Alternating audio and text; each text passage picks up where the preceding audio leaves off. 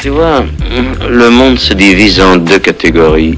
Ceux qui ont un pistolet chargé et ceux qui creusent. Toi, tu creuses.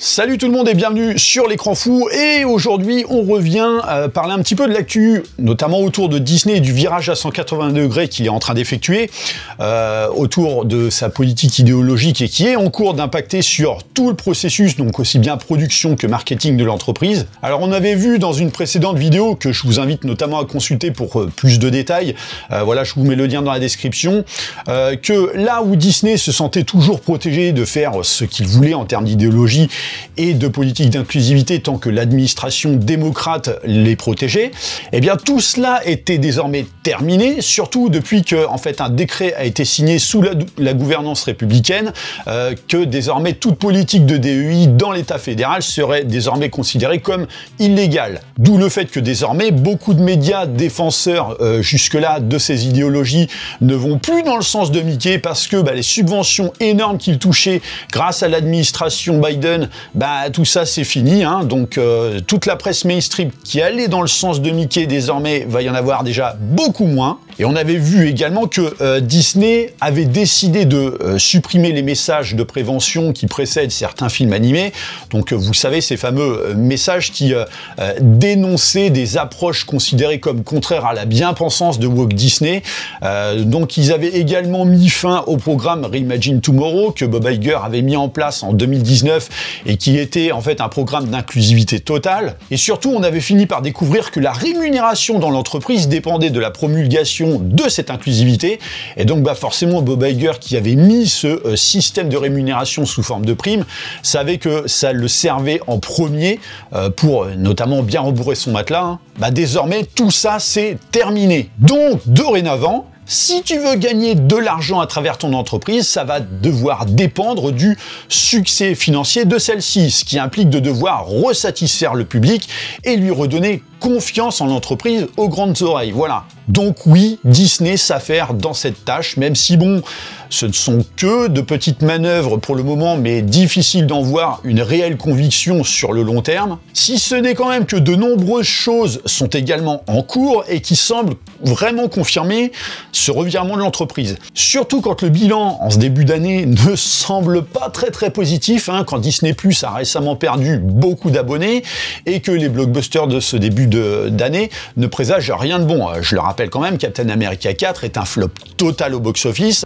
Alors pour ceux qui ne me croient pas, hein, parce qu'il y en a, hein, et parce qu'ils ont décidé que non, Captain America 4 c'est génial, tu mens, en fait je vous renvoie à la vidéo que j'avais faite et qui vous montrera que si, c'est un four absolu, voilà. Et sachant que, pour couronner le tout, au mois de mars, il ne prévoit effectivement pas de combler tout ça sur le succès de Blanche-Neige en live-action, dont les pronostics d'ouverture au box-office ne donnent clairement aucune chance quant au fait que le film marche. Donc avec notamment, je crois, un week-end d'ouverture avoisinant tout au mieux les 60 millions de dollars, ce qui est clairement catastrophique, sachant que en plus, le bouche à oreille dans la foulée risque de s'avérer très négatif. Bref, donc, non, ce début d'année est clairement mauvais pour Disney et il est temps effectivement de changer de stratégie. Surtout quand notamment Bob Iger avait assuré aux actionnaires que Disney+ serait rentable courant 2024 et que ce serait Surfing USA en 2025, alors que c'est un fiasco. Mais total, et pour cause, les infos qui sont récemment tombées impliquent clairement la stratégie autour de Disney+. Déjà là, il faut savoir qu'il y a de cela quelques semaines, donc la stratégie de Disney avait commencé à se mettre en place quand ils ont décidé d'opérer un gros changement dans une série animée Pixar prévue pour la plateforme, à savoir Gagné ou perdu, donc qui suit les aventures des Pickles, hein, donc une équipe de softball dans un collège, et où Disney, dans sa politique idéologique, avait intégré au scénario un personnage transgenre, ce qui avait provoqué une colère incroyable des gens. Mais là où en temps normal, Disney n'en avait absolument rien à secouer de ce que les gens en disent, hein, désormais, le discours n'est plus le même puisque le personnage a été supprimé, ou du moins transformé en une fillette cisgenre. Et donc ce qui avait poussé l'actrice transgenre, donc c'est Chanel Stewart, qui devait doubler le personnage, donc elle a décidé de s'exprimer. Et donc elle disait « Dès que j'ai reçu le scénario, j'étais impatiente de partager mon expérience pour aider d'autres jeunes transgenres à s'émanciper. Je savais que ce serait un débat très important. Les histoires trans comptent et elles méritent d'être entendues. » Sauf que la raison de Disney+ est plutôt claire, puisqu'ils ont justifié ce choix de changement par le motif suivant. Donc ils ont dit « Quand il s'agit de contenu animé destiné aux plus jeunes, nous comprenons que de nombreux parents préfèrent discuter de certains sujets avec leurs enfants, avec leurs propres mots, selon leurs propres conditions et leur propre calendrier. Donc en gros, au moment qui leur convient. » Et j'ai envie de dire, mais qui de mieux pour ça que les parents? Bon, dans 95% des cas, hein, oui, parce que bon, il y a toujours des exceptions. Ce qui est totalement légitime, en fait, et logique de dire ça de la part de Disney. Et quand on sait que Ron DeSantis, donc le gouverneur de Floride, s'était opposé autrefois à la politique de Disney de vouloir soutenir l'éducation sexuelle et l'identité de genre aux jeunes enfants dans les écoles primaires, au point même de vouloir en jouer dans leur propre production, et que Ron DeSantis a gagné ce combat devant un tribunal. Donc Disney ne devrait que trop bien savoir que, non, ce n'est pas à une entreprise de décider de comment éduquer les enfants à ce genre de sujet parfois épineux quand même, et notamment à la place des parents. D'autant que là, le personnage transgenre qui avait été intégré, donc on parle bien d'un enfant, c'est déjà, à mon sens, du grand n'importe quoi, d'avoir un ado transgenre, quand on sait que, et alors attention, ça n'engage que moi, de vouloir intégrer ces notions dans la tête de gamin quand on sait que, quand on sait ce qu'est l'enfance et l'adolescence, voilà, on parle quand même de personnes qui n'ont pas le recul ni la maturité nécessaire pour faire déjà de base les bons choix, parfois sur des trucs simples. Nous-mêmes, on l'a été, enfants et ados, on sait ce qu'il en est, et avec le recul, on se dit, putain, mais comment on a pu raisonner de la sorte, quoi? Comment on a pu faire de tels choix? Donc oui, les ados, ce sont des personnes s'éduquant malencontreusement selon les tendances et les modes du moment. Donc les éduquer à l'idée qu'ils peuvent changer de sexe enfant, quand on sait que le rétropédalage est derrière impossible une fois que la transition de genre est effectuée, c'est tout bonnement dangereux. Voilà. Et plus encore quand les premiers retours amènent à constater un fort regret de certaines personnes ayant déjà transitionné. Et attention, je suis pas du tout contre la transition de genre. Moi, j'en connais qui l'ont effectuée et qui sont plus épanouis ainsi. Et j'en suis vraiment heureux pour elles. Mais parce que c'est un choix qui s'est opéré en tant qu'adulte. Voilà. À travers un parcours mûrement réfléchi et une décision prise avec la maturité nécessaire. Pas en tant qu'ado où tu changes d'avis comme de slip. Donc déjà de base, c'était malsain comme idée de vouloir intégrer un ado transgenre. Mais surtout, c'est étonnant que Disney ait fini par adopter ce discours. Quand ils étaient finalement les premiers à vouloir faire en sorte que les parents ne soient plus responsables de l'éducation sexuelle et de genre de leurs propres enfants. Mais plus étonnant encore, puisque la série animée est désormais sortie, donc on a découvert qu'au contraire, elle intègre un personnage catholique. Oh sacrilège! Puisque oui, on y découvre une enfant, donc du fameux club de softball, effectuant une prière qui prend donc cette forme: Notre Père qui est aux cieux, donne-moi s'il te plaît de la force, j'ai la foi, mais parfois je doute. Oui, donc là aussi, une première pour Disney, ce qui a amené effectivement la communauté arc-en-ciel à s'offusquer à travers les réseaux sociaux, du fait que d'une part, on a supprimé un personnage lié à la communauté LGBTQR code, enfin moi c'est comme ça que je l'appelle, pour un personnage beaucoup plus traditionnaliste. Donc Disney est taxé dans la foulée de raciste et machin et tout ce que vous voulez. Donc encore une fois, alors que je le répète, il s'agit en 100 ans du tout premier personnage ouvertement désigné comme catholique, alors que ces 5 dernières années n'ont été faites que pour cette communauté de hurleurs psychiatriques compulsifs. C'est juste fou. Donc Disney commence déjà à essuyer les plâtres. Voilà, quand je titrais ma vignette d'arroseur arrosé, on n'est que plus dans cette vérité du fait que Disney a à avoir trop tiré sur la corde de l'inclusivité sans prendre en considération qu'à vouloir trop en faire pour satisfaire une communauté qui ne sait pas ce qu'elle est au réveil et qui de toute façon ne sera jamais satisfaite, les risques d'un revirement pourraient davantage l'impacter. C'est-à-dire que c'est quand même fou de voir que Disney n'a fait que d'aller dans leur sens durant 5 ans. C'était l'entreprise arc-en-ciel par excellence, et désormais, juste à travers un personnage, parce qu'on veut satisfaire un peu le public traditionnaliste et familial qui a quand même nourri Disney sur des décennies de succès, se prend les foudres de sa propre communauté 2.0 dont le slogan reposait sur la soi-disant acceptation, le vivre ensemble et la tolérance, mais qui finalement n'accepte rien quand il s'agit de ceux qui rentrent pas dans leur propre case, quoi. Mais vous allez voir que c'est pas tout. Oui, parce que récemment, on vient d'apprendre que la série Tiana vient d'être annulée. Alors, pour vous exposer un peu l'idée, c'est que en 2020, quand il était question de développement de formats pour nourrir la plateforme Disney+, on a décidé de faire une série musicale spin-off autour de Tiana, donc le personnage central de La Princesse et la Guernouille. Puisque bon, on le sait, quitte à faire dans l'idéologie, pourquoi se priver du personnage qui, en fait, a toute légitimité à exister en la matière ? Puisque, je rappelle, le film d'animation date quand même de 2009, donc une époque déjà reculée et autrefois loin de ses idéologies, mais qui a quand même trouvé sa place malgré le fait que oui, l'histoire reste une réécriture d'un conte allemand qui n'intégrait pas pourtant une princesse typée. Mais à l'époque, c'est très bien passé dans la tête des gens. Et puis cette série s'inscrivait donc dans la lignée de ces projets télévisuels, comme le fut également le concept de départ de Vaiana 2, puisque pour rappel, c'était initialement une série, mais qui a été retransformée en cours de production en film. Et d'ailleurs, bon, quand tu regardes le film, tu en sens l'impact sur le résultat final. Mais si Vaiana a eu droit de voir une continuité à son aventure, ce ne sera pas le cas pour Tiana, puisque oui, la série dont la production avait déjà commencé a littéralement été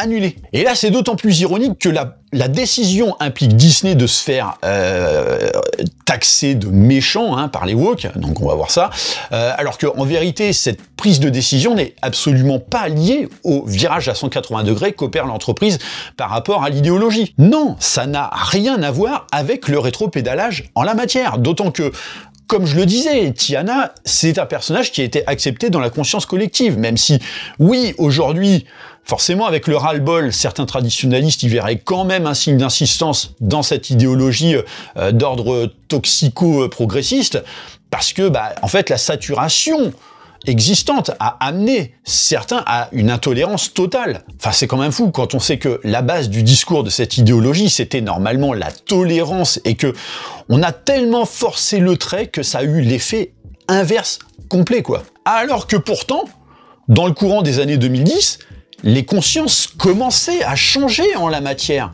Et en fait, on a tout détruit. Mais là, la vérité, c'est que Disney+ est un fiasco total. Enfin, je le répète, mais la plateforme ne marche pas. Enfin, si Disney génère des bénéfices, l'entreprise, je parle, c'est en aucun cas dû au support audiovisuel. Et donc, si autant Vaiana a eu droit d'exister malgré tout, c'est que, faut savoir que ce qu'il a sauvé, c'est le succès lié à son premier opus. Je le rappelle, c'est 650 millions de dollars au box-office. Donc oui, tu peux te permettre de développer le truc sur la longueur.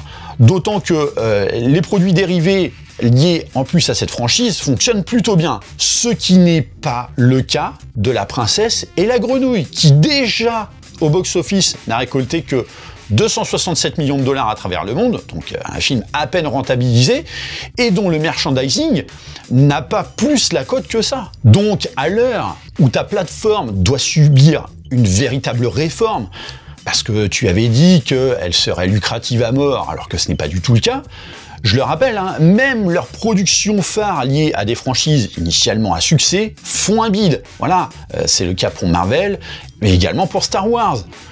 Donc oui, la seule possibilité, c'est effectivement de devoir faire des économies.